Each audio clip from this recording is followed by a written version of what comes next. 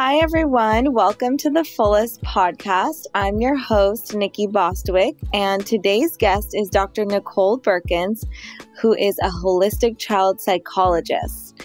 As a licensed clinical psychologist with advanced degrees in psychology, education, and nutrition, Dr. Nicole Berkins is the world's leading holistic child psychologist. She has dedicated her 23-plus year career to providing parents with research-based strategies that get to the root of children's attention, anxiety, mood, and behavior challenges so that they can reach their highest potential.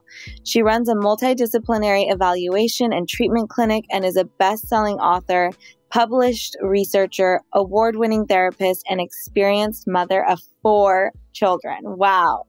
That's amazing. How old are your kids? My kids are older now. My baby's 14. So they're 14, 17, 19, and 21. That's amazing. I can't believe it. Life goes by so fast. I have a 3-year-old, so I just can't believe how quickly, and I'm pregnant with my daughter right now. So congratulations. Amazing. I remember those days well. I had all 4 of mine in a 6-year period of time. And so, each stage of parenthood is busy. I thought I was really busy when they were little, and I was. There's a certain type of busy when they're little. And then when they start getting bigger and they all have their own activities and all of that, you're busy in a totally different way. And now I've got 2 off in college. They're all home for the summer, but 2 off in college and 2 at home. And so now it's like moving towards that next phase where I just get to celebrate them going off into the world and being who they're going to be as adults. And it's like, oh, okay, I'm not running around with 4 kids anymore. So it's all, motherhood is so fun and interesting at each different stage for sure. Yeah. And I think that's how I found you. I don't know. I don't know. Maybe it was through Janet Lansbury. Probably. Do you follow her work? Yeah. Janet and I are colleagues and friends. Yeah. Oh, amazing. Yeah. And I really appreciate her work. And so I was excited to find out more about you and have you on here. And I think the best way to start for us, start the conversation is really dive into the difference between your work as a holistic child psychologist and the difference between maybe someone going to any child psychologist that they find maybe through their insurance or whatever. Yeah, there is an important difference. And, it's interesting because sometimes people hear the word holistic and they're like, oh, that's sort of like woo-woo or weird. And actually, holistic just means taking into account all the different factors that are going on with a person. And so as a traditional psychologist, child psychologist, which was how I was trained in my doctoral program for clinical psychology, we're really looking at the mind. We're looking at, symptoms at diagnosis, and we're looking at treatments through the lens of psychology only, which can offer great insights. And there are great treatment approaches and things that we use within the realm of psychology, of helping people to understand their thoughts and feelings, how to manage their behaviors, things like that. But I began to see over time in practice that while I had a lot of tools, there were other things going on with the kids and the young adults that I was seeing. I began to see all of these commonalities of like physical health problems and sleep issues and seeing the impact of screen time and traumas and all of these pieces. And it got me really interested in the integrative health and the physical health end of things and the connection between what's going on in the body and what's going on in the brain. And that really opened up a lot of new avenues then for delving into the research of what's really going on when a child or an adult has something that we might call, a mental health disorder or a neurological disability or a developmental disability.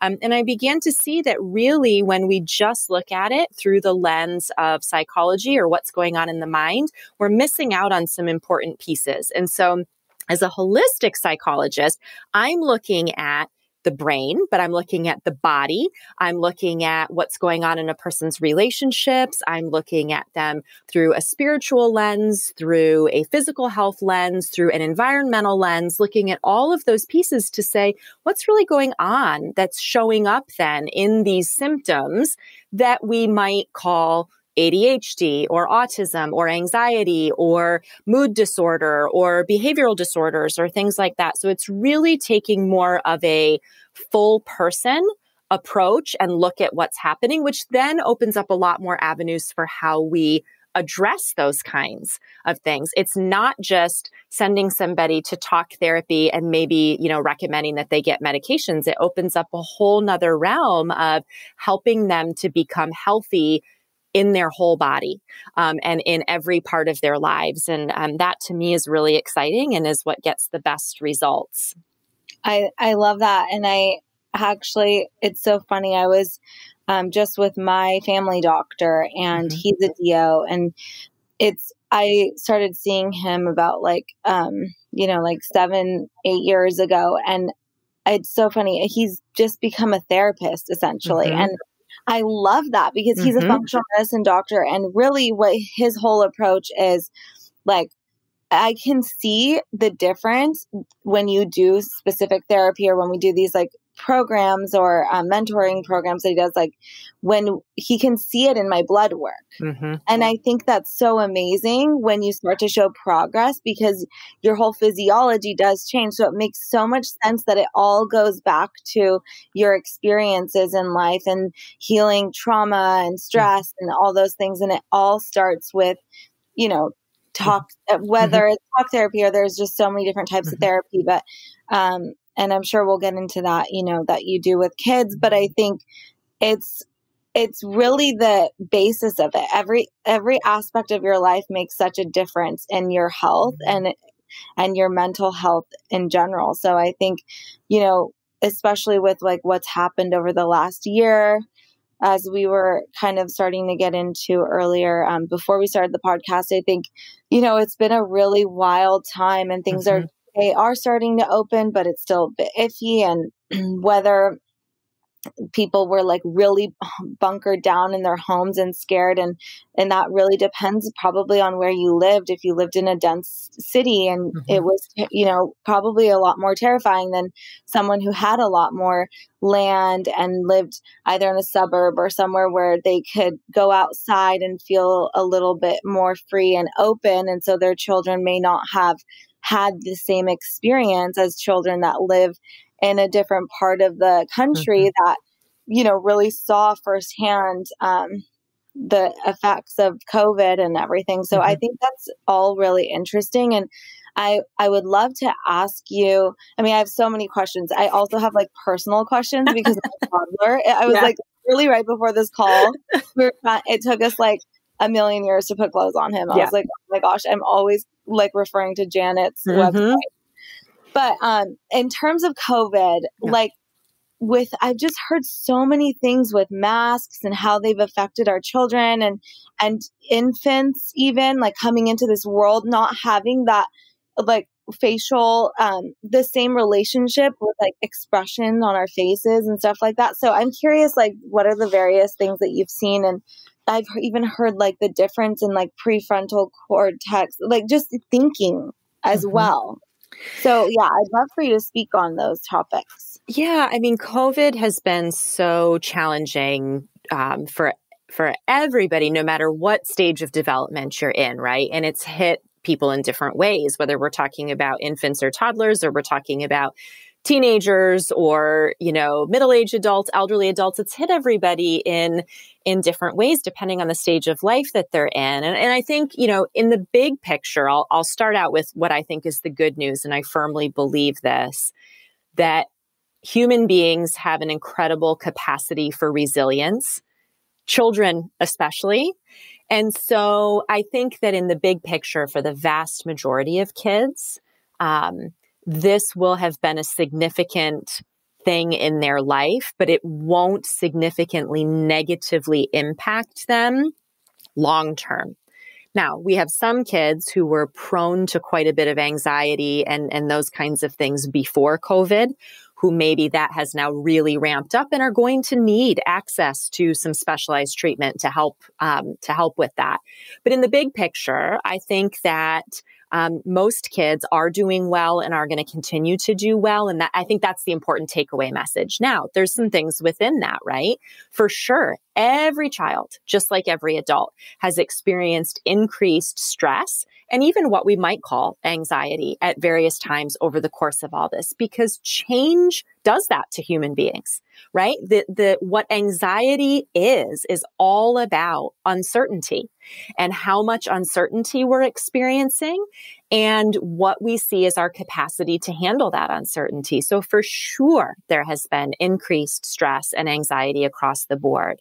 And many kids have adjusted well to that. They've got supportive family systems or other systems of support that have helped them. And it's interesting because over the 16 months, we sort of adjusted to this and everybody's kind of settled in. And now I think what's surprising is kids and adults discovering that, oh, wait, things are going back to quote unquote normal. And now I'm having anxiety about that. Like if somebody had told us a year ago, well, actually, you're going to be in this for a while and then you're going to have difficulty adjusting to coming out of it, we would have thought that they were nuts, right? It's like, no, I'm not going to have trouble. But it's because the human brain is a pattern-seeking machine. It's really good at seeking patterns. That's how we create a sense of certainty and stability for ourselves. And so at first, when everything changed last spring, there was a lot of uncertainty and a lot of adjustment, but then the brain got used to it. We got used to the masks. We got used to the restrictions. We got used to kids being at home and not being at school. Kids got used to doing school on the computer. We got used to all of that. And so now the brain's like, oh, okay, this is good. Like we're feeling, and now it's like, oh, now we're changing again. And so it's going to take a little bit of time, for that to happen, but it will happen. And, I think to address specifically the issue that you raised about kids and masks, I know there have been a lot of concerns and for good reason. It's an important thing to ask, especially if you have a young child, people being concerned of what does it do for my child's development to be around, people where you can't see expressions. And early on in the pandemic, I started to get asked that question a lot on podcasts, on TV, that I was doing.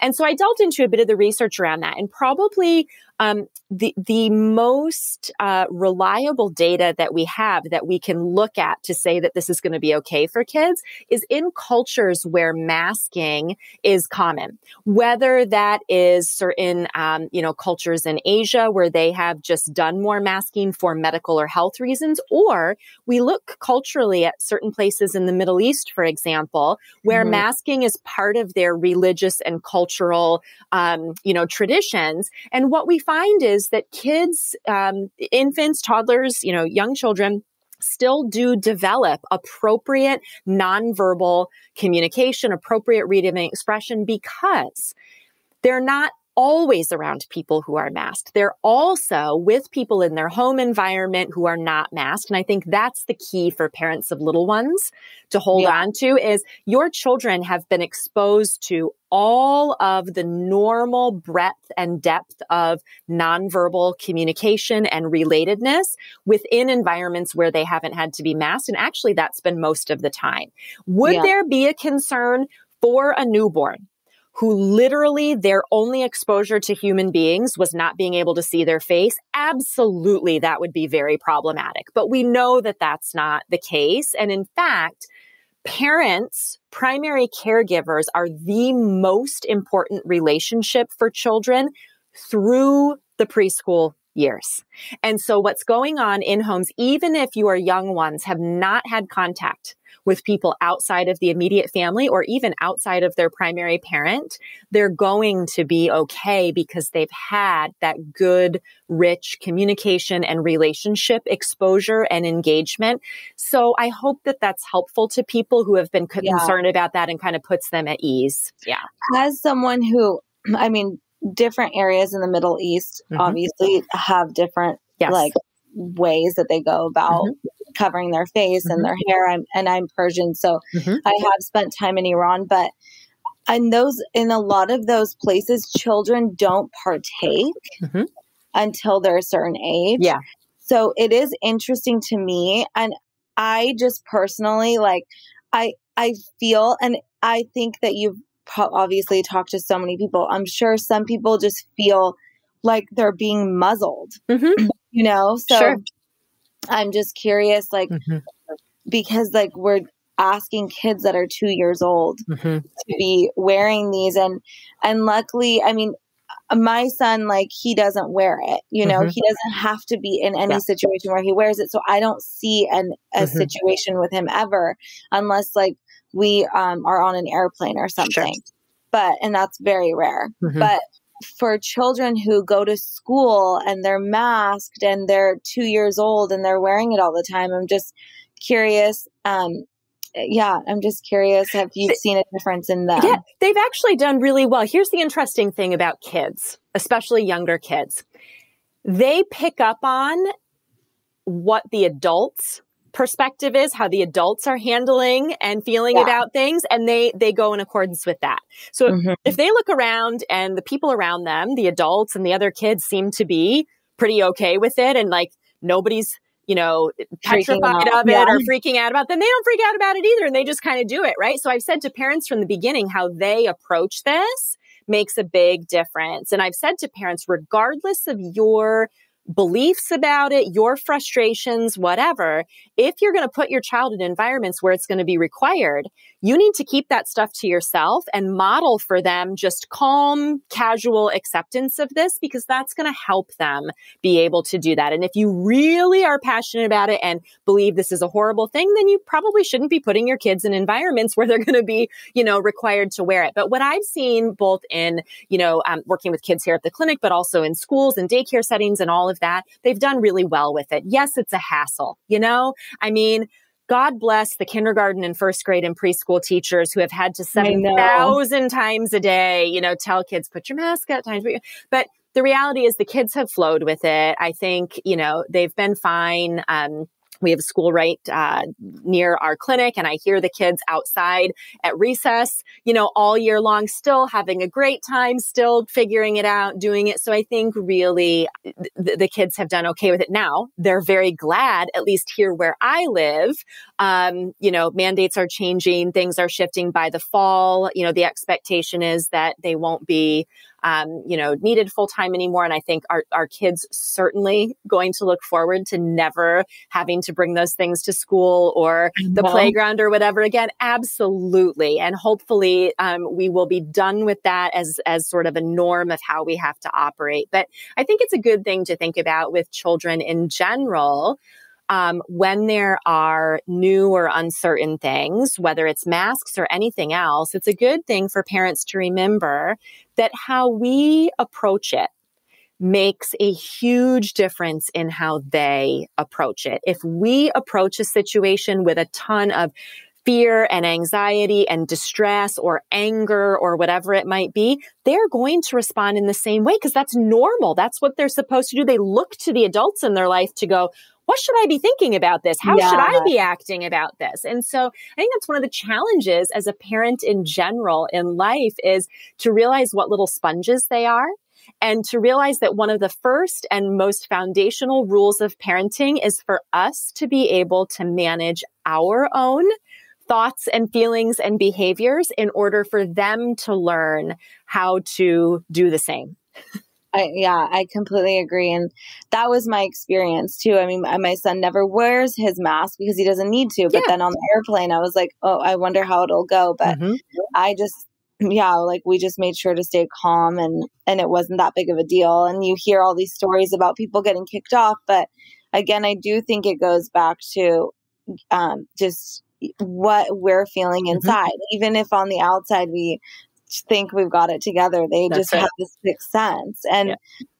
And so, I mean, I'm curious, like with do you see, because I think you specifically, you specialize a lot in anxiety disorders, right? Anxiety, we see the whole spectrum of things at the clinic. I tend to these days do consultation with families of elementary through young adult age kids with more serious issues who are on a lot of medications, who are not doing well and need a totally different treatment plan, so that tends to be what I see now. But for years, I mean, my clinic and I've specialized horizon. We see a lot of anxiety, but we also see a lot of neurodevelopmental issues. So kids who end up with diagnoses, or even if they're not diagnosed, they have issues that we would call ADHD, autism spectrum disorders, learning challenges, child depression, those types of things. And with all of the stuff with kids, behavior is a piece of it, which is why, I talk a lot about behavior, because whether we're talking about anxiety or depression, or we're talking about ADHD or whatever else, behavior is the way that these things show up in kids because they don't have the sophisticated ways to communicate it. So people are often really surprised to find out in children, for example, anxiety can show up much the same way that ADHD does. Kids who are super anxious, especially young kids, can look very hyperactive and impulsive and chaotic. But there's a big difference between a kid who has ADHD and a kid who has anxiety. And that's where we have to be so vigilant about really digging into what's going on. Because if you just look at impulsivity and hyperactivity and behavior issues in a kid, every single kid you meet at some point is going to get diagnosed with ADHD or something like that. But it's these behaviors that show up that we have to dig into, because a kid doesn't have the ways to express or even be aware of, oh, I'm feeling anxious. A 3-year-old doesn't even know what that is. And so, being able to really look at those symptoms and really understand what's going on there is so important. So there's a difference essentially in the behavior of a child that has anxiety or ADHD than just it naturally showing up? Well, it's, so we can have a kid who, let's say, is really impulsive and really hyperactive and struggling to focus in the classroom. And at home, the parents are like, oh my gosh, this kid's all over the place. They don't follow instructions. They're just super busy all the time. And we would look at that and go, oh, this kid's a behavior problem, or maybe, oh, this kid must have ADHD. But it could be anxiety, because that's the way that anxiety shows up in little kids. And it's not the way that it shows up in older children or adults. You don't see adults, with anxiety exhibiting, hyperactive, impulsive behavior, but that is how it shows up in kids. And that's why it's important to realize that these things can look different in children than they do in adults. Sleep issues are another one. As adults, we think about, a sleep problem as, oh, well, I'm tired all the time. I'm fatigued all the time. I don't have any energy. Well, one of the primary ways that sleep problems show up in kids is in hyperactive, sort of out of control behavior. It's the opposite for kids. And so it's important that's why if you have a child and you're having struggles in whatever area it might be, or you're having concerns, it's important to be consulting with or working with someone who understands child development and understands how these things show up in kids, because kids are not just miniature adults. These things can look really different in children. Do you think that, or do you believe that anxiety is natural in people in general, in all stages, whether they're super young or older?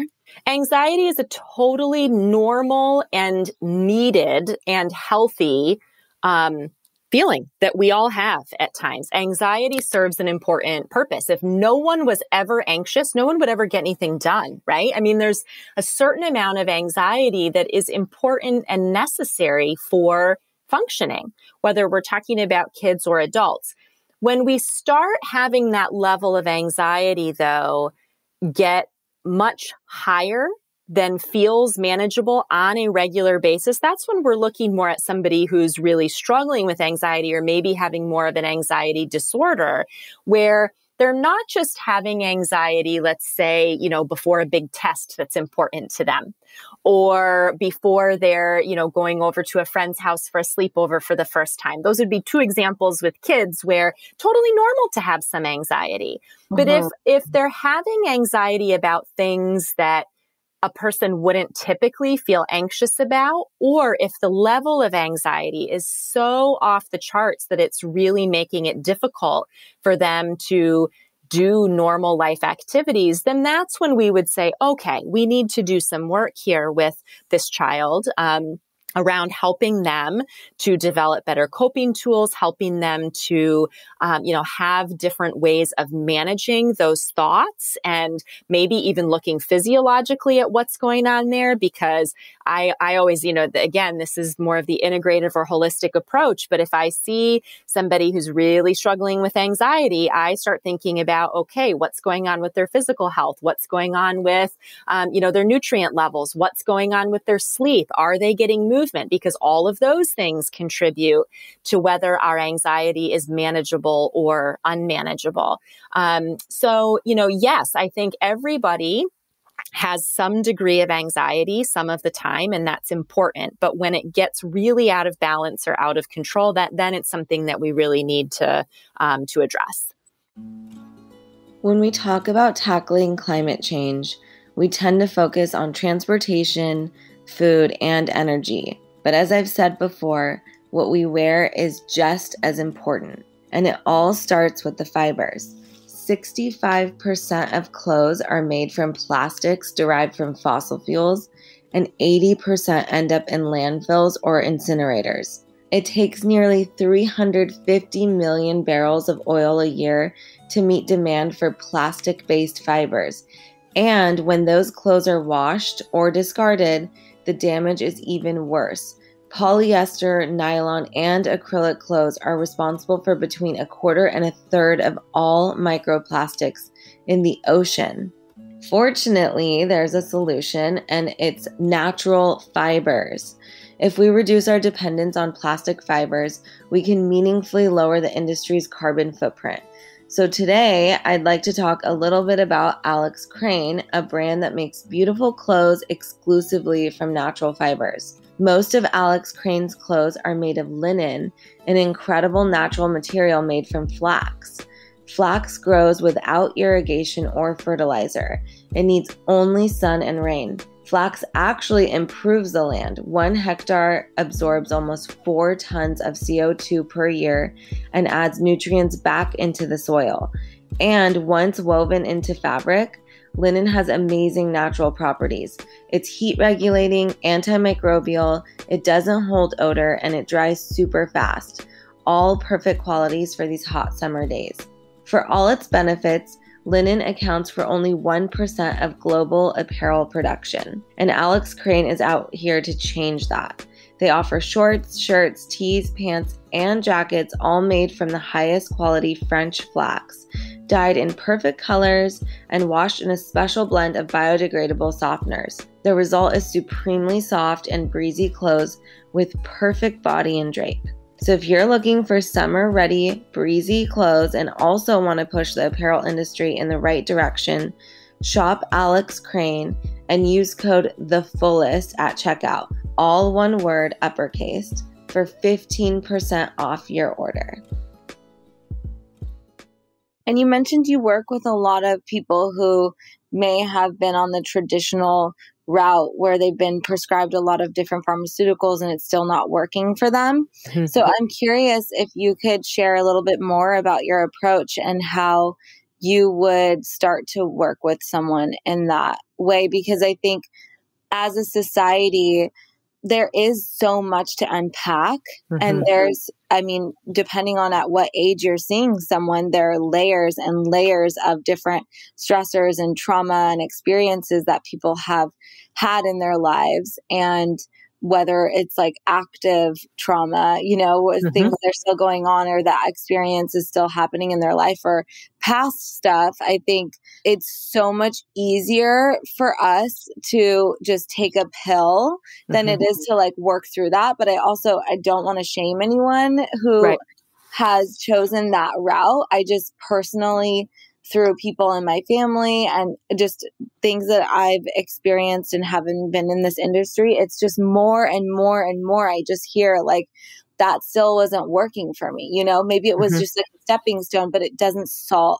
I just hear like it doesn't really solve the core issue. So I'm so curious what your approach is when you start to see a patient who,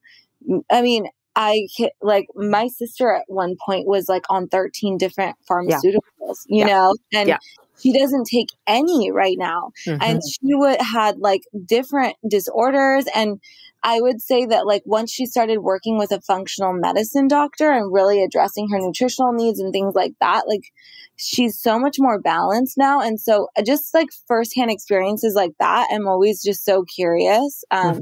You know, what you do as a physician, because I think at the same time, I know that there isn't that much information out there for people who are such as yourself, who are looking to kind of reverse that and like take a different route. Mm-hmm. Yeah. I mean, so several things to say about that. The first thing that I'll say is that there is no shame in any approach that anyone takes to anything. I believe that everyone is doing the absolute best they can with the information they have at the time, right? Yeah. And so I am not anti-psychiatric medication. I do firmly believe that they are overprescribed and overused, and that unfortunately, people are put on them without anyone looking at what's really going on with the person and why they're having symptoms. And people aren't given all of the information about options for treatment. People aren't given adequate information about the potential benefits as well as the potential risks of these medications. So I think we need to do a much, much better job in the fields of medicine and mental health of, number one, when a person presents with symptoms, really digging in and understanding what's going on at the root of that. And if we are going to put medication on the table as an option, doing a much better job of educating people about what all of their options are for treatment and what the potential benefits and risks of all of those things are. And that's what I'm committed to, is people being able to make informed choices. And unfortunately, the vast majority of people who seek help for mental health issues are not given the benefit of informed choice. They're not told, that there are a lot of things that might be going on underneath their symptoms that could be looked at. They're not given the full range of options. It's very rare. Like a great example is exercise, which I know is a dirty word to some people. I like to call it movement, because exercise brings up all kinds of bad thoughts in people's mind. Yeah. But movement or exercise is a great example.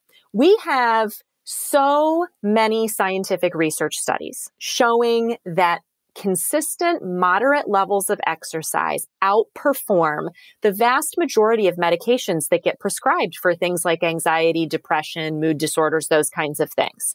And yet it is so rare that I see a patient who at any point in the course of their seeking out treatment for the symptoms they were having was told that, hey, exercise or physical movement would be a great thing for you to do. Here's what the research says. Here's what I would recommend. So people aren't even being given the option of saying yes or no to something like exercise. And when I say that to patients, they go, well, why didn't anybody tell me that? Yeah, I would have gotten my kid moving more, or yes, I would have preferred to do that than end up on, the plan that I've been on. So exercise is a great example, but nutrition's another great example. We have lots of studies now connecting many different aspects of nutrition status, nutrient status, digestion, microbiome health, all of these things to mental health and developmental symptoms in kids and adults. And yet, almost never do I see a patient who, in the course of all the people that they have seen for help with their issues, have been told that the food that they're eating might be something worth looking at or thinking about, or even getting some basic blood work to look at things like their iron level or their vitamin D level, things that we know make a profound difference in how people's brains function and how they feel and function in their lives.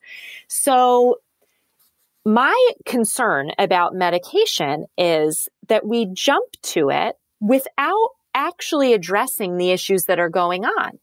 And so, for example, if somebody is, I'll use an example of a child just because I treat lots of kids. If a child is having severe ADHD symptoms and they're hyperactive and they're even restless in their sleep and they're not getting a good night's sleep and they're chaotic during the day and they can't focus, and somebody just puts them on a stimulant, okay, That might help with some of those things. But if the real issue is that they're iron deficient, which happens in a lot of those kinds of kids, that stimulant medication is going to do nothing to address the fact that they are iron deficient or anemic. And so we have completely overlooked one of the root causes of that. And we've put a Band-Aid on with the Ritalin or, whatever medication's being used, but we haven't identified or addressed the real fundamental problem. That's a very simple example of that. But I see that even in teens and adults with, anxiety. Had a patient in here last week with all the classic symptoms of panic disorder, of severe anxiety. Took her medical history, because as a psychologist, I don't prescribe medications. I'm not a psychiatrist. I don't do any prescribing, but I do work closely with people's prescribers to put together plans, particularly when we're talking about helping people, get off these medications. So I work with my colleagues in the prescribing community to do that. And I took a lengthy history from this patient. And I said, we need to order some blood work here because it sounds like you may have some nutrient deficiencies. Order just a basic panel of blood work through her primary care physician. And lo and behold, she was quite deficient in B12. Well, when a person is deficient in vitamin B12, how does that show up? Shows up in lots of physical symptoms, but it also shows up in lots of neurological and mental health symptoms, with just not having energy, with having anxiety and panic, with really struggling with those things. And so again, this is somebody who had been put on a lot of antidepressant medications and psychiatric drugs, and it wasn't working. And when we look in the big picture and look at what's going on in the body that's connected to that, here we find a B12 deficiency that no amount of Prozac or Abilify or any other psychiatric drug is going to fix that nutrient deficiency. So what we needed to do was talk about diet and get her immediately on a therapeutic dose of B12, and then her symptoms improve. So these are just some simple examples of how important it is that when a child or an adult is having symptoms, that we are really taking the time to look at what is going on there and what are all the pieces that we need to be addressing, as opposed to just rushing to a medication that may or may not work, because unfortunately, the track record for these drugs is not great. We have a pretty poor track record over the long term for most of these medications. Many people do not improve on them, or they may improve in the short term, but in the long term, they don't get better.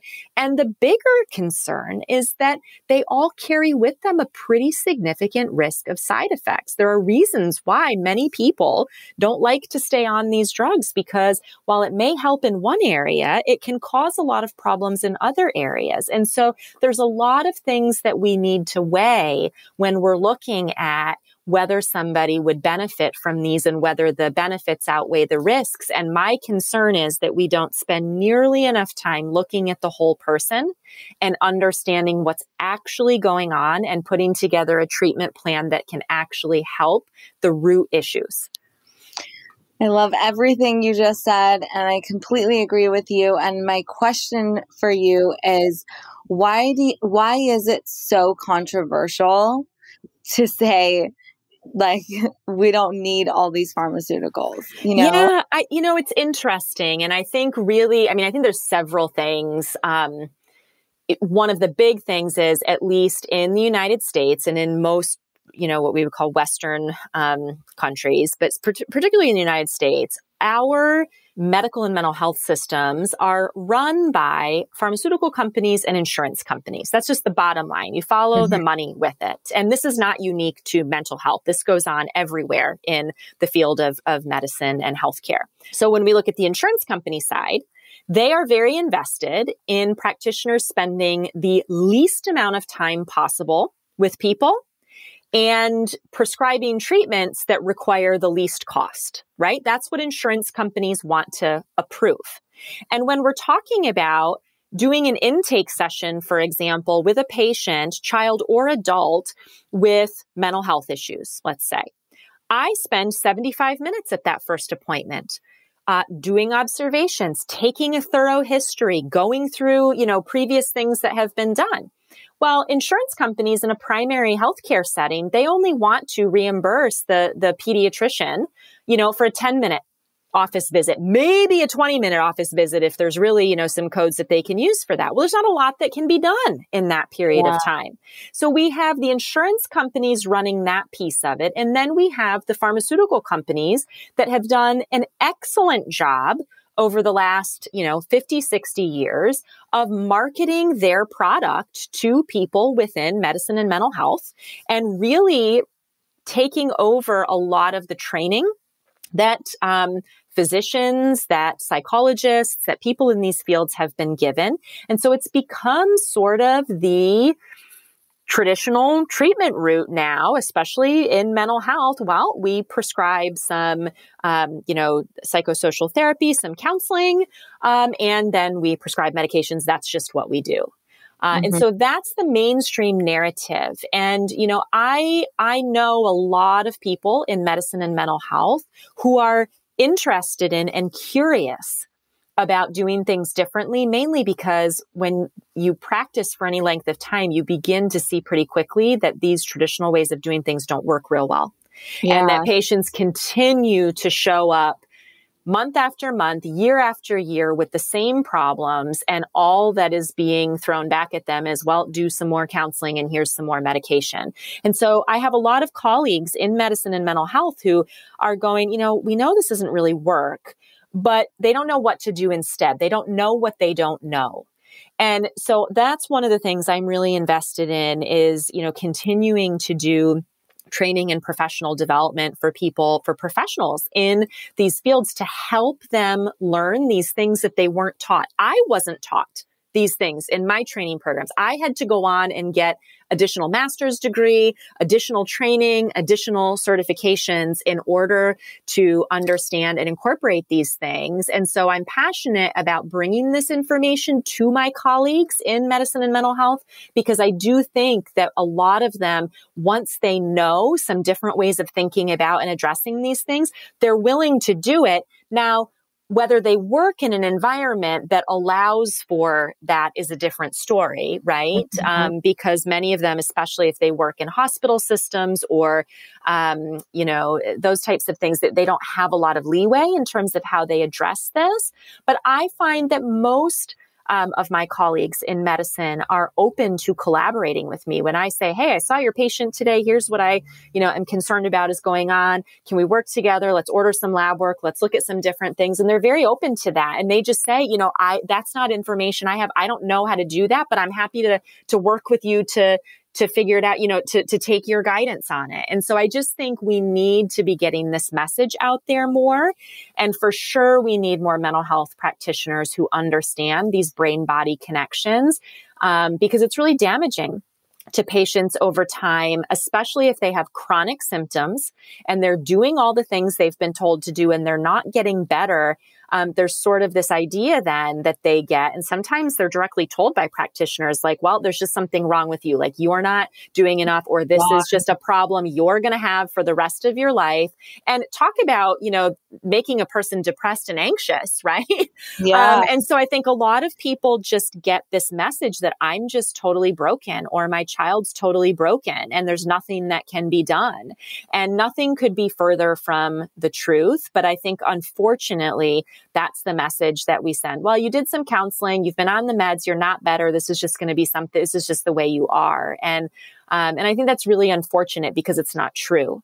And so that's why I always encourage people, whether it's parents with their children or adults for themselves, to continue to seek out information and avenues and people who can have a different perspective and can help you dig into that more. Because in my experience, there are always answers if we look hard enough and work through the process and really, get to know a person and really address what's going on there. There's always the hope that they can improve. And I think hope is something that is therapeutic in and of itself. And we need to be constantly cultivating hope in people that they can get better. I completely agree. As a parent myself to a toddler, I am curious because about things like homelessness, addiction. And, I mean, it's not like things I worry about, but I just, you go out in the world and you see how mental health and brain health issues and challenges have affected people and what the result of it is in our society. And I'm curious, you mentioned, coping skills or like just different ways what are some ways that parents can support their children from a young age where we can, help our next generation and hopefully keep them from getting into drugs and getting into situations where, just practicing preventative care from an early age? It's a beautiful question. And I think, again, when we look at things like addiction, when we look at why people end up on a path of substance use, of, addiction in all sorts of ways, it doesn't have to just be substances, right? When we look at all of those things, it's people trying to cope the best they can. And so we look at all of those things. I look at all of those things with a huge amount of empathy, realizing that these are just the ways that individuals have grown to try to manage their uncomfortable feelings. And so one of the big things we need to be doing as parents, proactively, when it comes to helping our kids to have the skills and the internal resources to be resilient and to manage the challenges of life, is we need to be aware of and managing our own challenges. So that's number one. One of the best things that parents can do for their kids is to get support and build their own skills and even get treatment for themselves if we are struggling with things. So that's the first most important thing, because everything that's going on with us impacts our kids. So if I'm working with a mom who has out of control anxiety that is really distressing, that's showing up everywhere in her life, including her parenting. One of the best things she can do for her child and her child to develop better resilience and coping is for her to get support and help and skills herself. So that's number one. Number two, I think, is really how we approach how we think about and how we respond to kids' emotions and behaviors. Many of us, I don't know about you, Nikki, but me, I was raised in a wonderful, loving family. My parents, my mom would look back now and say, there's a lot of things I would do differently, right? I think that's for all of us as parents. You do the best you can at the time. But, they're often, those of us who are now, parenting, we were raised, there were punishments, there were, not a lot of talk about feelings going on. It was sort of like, oh, if you're having a hard time, just buck up and handle it. Some people were raised in environments where it was like, it was not okay to have any emotion other than happy. You had to pretend you were happy all the time to, make sure that nobody else knew that there were problems going on. Some people were raised in families where physical punishments, and abuse were used, to manage kids. So that history, impacts how we parent our kids. And one of the best things we can do for this next generation of kids is to handle and respond to their emotions and behaviors in more effective ways. And so when a child is having an uncomfortable feeling, maybe they are really mad that the crackers that they love to have for snack every day are out and they're not available today, or they're really disappointed about not being able to go on vacation this summer, or they're really embarrassed because they fell on their bike in front of a bunch of kids, whatever it might be, all those uncomfortable feelings, hurt, disappointment, anger, frustration, embarrassment, shame, all of those things, how we respond to those things as parents helps them develop a healthy way of how to understand and deal with those emotions within themselves.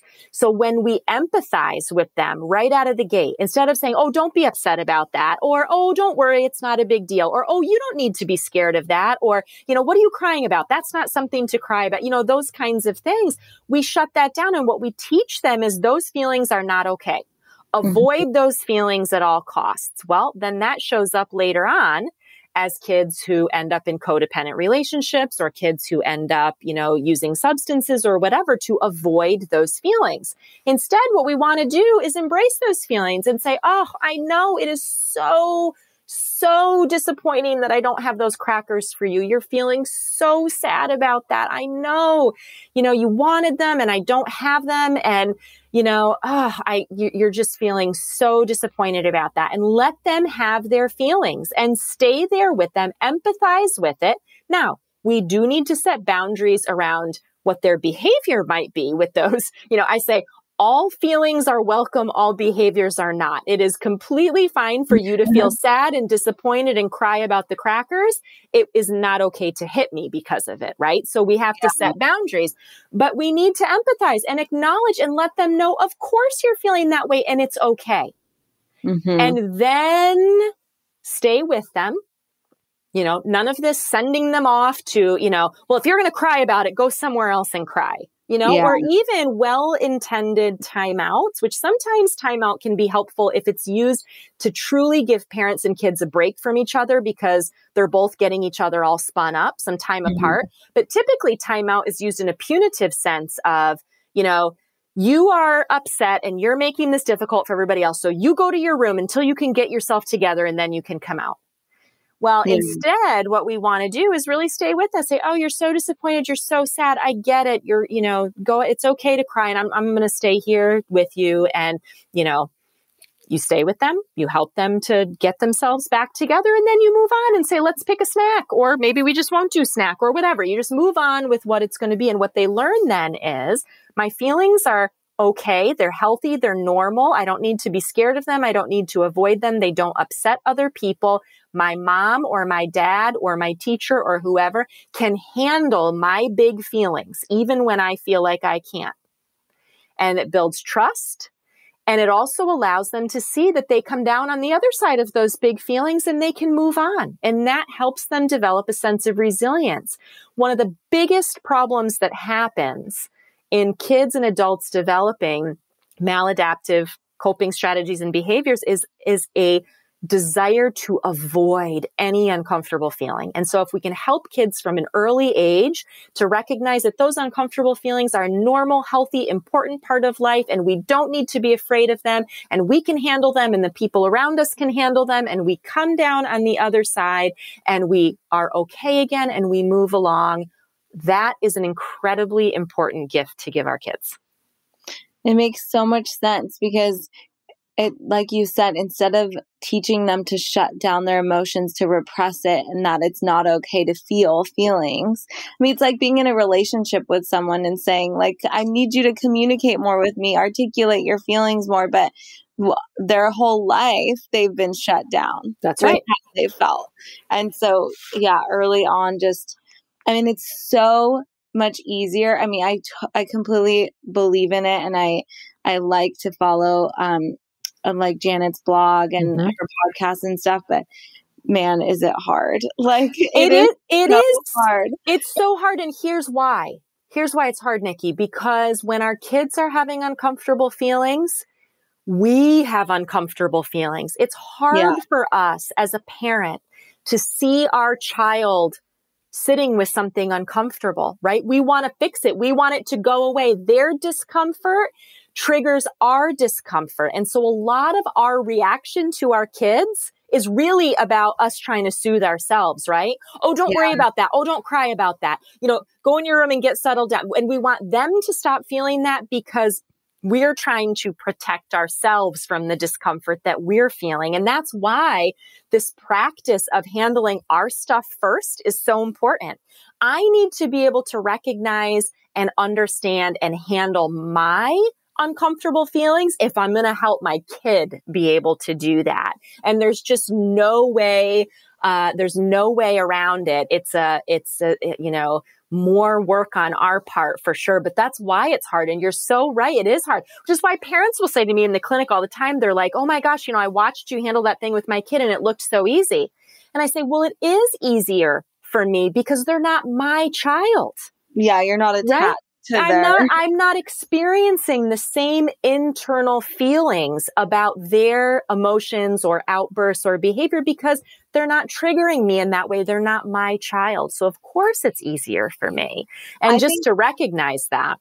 Yeah. And I think what I've experienced is, I think the most difficult thing for me is when I find myself like disappointed in the way that my son reacts to something, Yes. right? So like, right now we're going through a stage where he's like spitting at us or saying, yucky, no, and then spitting. And it's like his way of saying, just simply saying, no, I don't want to do that or something, but that's his way of showing it. And then also he's hitting.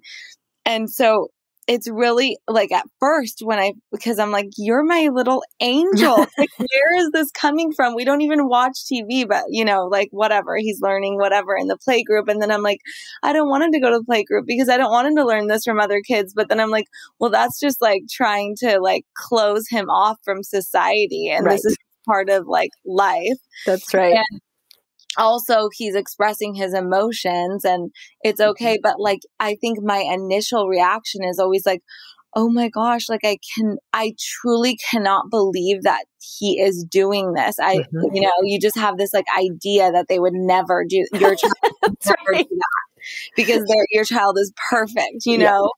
And so I think for me, it's like, I don't even know how to react in that situation because and I think specifically with those, and it's like considered aggressive behavior, right?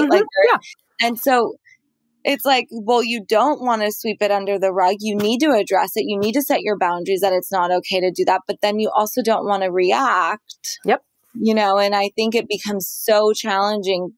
And then you wonder, well, what is it that I can work on? Right. I mean, and I'm wondering, definitely let me know. Well, so, the biggest thing there's a couple things I think are helpful. The first is to remember that these are totally normal stages of development. It is the job of a toddler to test the limits and boundaries.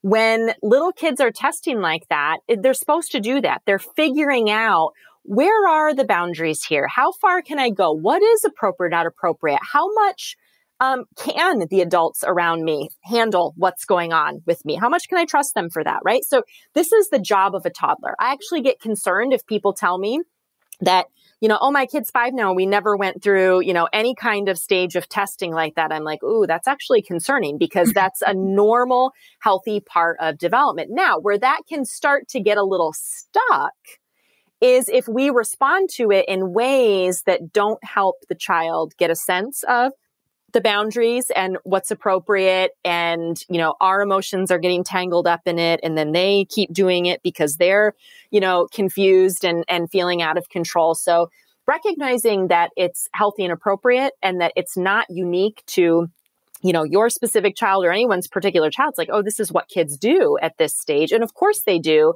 They're not little adults. We have a fully functioning frontal lobe that allows us to regulate and manage, our feelings and our impulses. They don't. And so, they feel upset about something and boom, it's like, here's this big reaction to it. And they're learning how to regulate that. So I think that's the first thing, is recognizing that it's normal. And the second thing is that the most important thing for us to work on there is staying calm but steady. It's a calm but firm. And you can do both at the same time. A lot of people, when I say it's important to stay calm, they equate that with, sort of letting kids get away with things or not having boundaries. No. Calm is just, I can keep my voice steady. I can keep my emotions in check. I am not getting escalated and flying off the handle or, getting really upset and anxious. I'm staying really calm and steady, but I'm also staying firm. Oh, you're really mad, that I'm serving broccoli. You said you don't like this broccoli. You're upset about that. That is okay. And at the same time, I am now removing the plate and the broccoli. And if I need to, I am turning him around so that he cannot spit at me. And I'm saying, it's okay. You're upset about the broccoli. That's fine. You don't like it. And it's not okay to spit at me, or I'm going to help you so that you aren't going to, get spit on me or whatever it might be, or I'm going to help you because I'm not going to allow you to hurt somebody. And, with a young child, then you kind of scoop them up and you take them by the hands and you are proactively intervening in a calm but firm way. You're upset. I see that. I get it. And I'm not going to let you hurt somebody. And you're putting a container then around them to help make sure that doesn't happen. Or they say, I don't want to leave the pool or, whatever. I don't want to leave. And you say, I know that's really hard. You're upset about having to leave the pool. And while I'm being calm and steady with that, I'm getting right by my child. I am taking them by the hand and I am helping them move away from the pool. I know it's time to go. That's really hard. And so I'm staying calm and firm and steady, but also continuing to set the boundary of we are moving away from the pool and I'll pick you up if I need to and move you along. So it's that calm and firm at the same time. Kids need boundaries. Being there's terms thrown around for this, whether it's respectful parenting, gentle parenting, conscious parenting, positive parenting. I don't know, a million terms for it. People have the misunderstanding that that means you don't have boundaries or you just let kids do whatever. Nothing is further from the truth. Yeah. It's just we're not using punishment, shame, excessive discipline as the way that we're trying to get kids to be compliant. It's a more developmentally appropriate, attuned to their emotions, helping them develop the resilience and the coping skills that they need to manage life versus just trying to force them to be compliant. To me, that's the difference. But it really is about that empathy with firm boundaries. Kids need both of those things. Yeah. Okay. I have one more for you. Sure. How, I just remembered my son does this, not as much as he used to, but he'll do it. And I think it's such a great, response on his part. Like, it's so smart for him because I literally am dumbfounded and don't know what to say. If I try and talk through something with him and he doesn't want to, and he's 2.5, like he's turning 3 in August, but he says, oh, I don't, that hurts my ears. I don't like that. And I'm like, well, I need to talk to you still. Right. So, and you just say, oh, it hurts your... See, now I would respond to that with a bit of humor, actually. First, depends on the personality of the child. But for most almost 3-year-olds, I would say, oh, that's hurting your ears. And I would get a really quiet, whisper. And I would almost pretend to just be mouthing and not saying the words. Because what is a little kid going to do then? They're like, oh, what are you saying? Right. And so I would almost turn that into some humor. If it was a kid who their personality is not one that kind of humor, works with, I would say, oh, I think what you're saying is, this is kind of uncomfortable to talk about, or, oh, you might be feeling embarrassed and you don't want to talk about this, or talking about this right now is making you more angry, or whatever you think is happening. And then I would say, okay, we'll take a break. Okay. And I would circle back to it another time.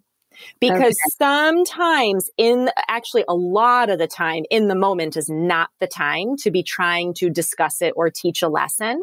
We just we get through whatever the moment is. And we let them express what they need to express. We stay calm and firm.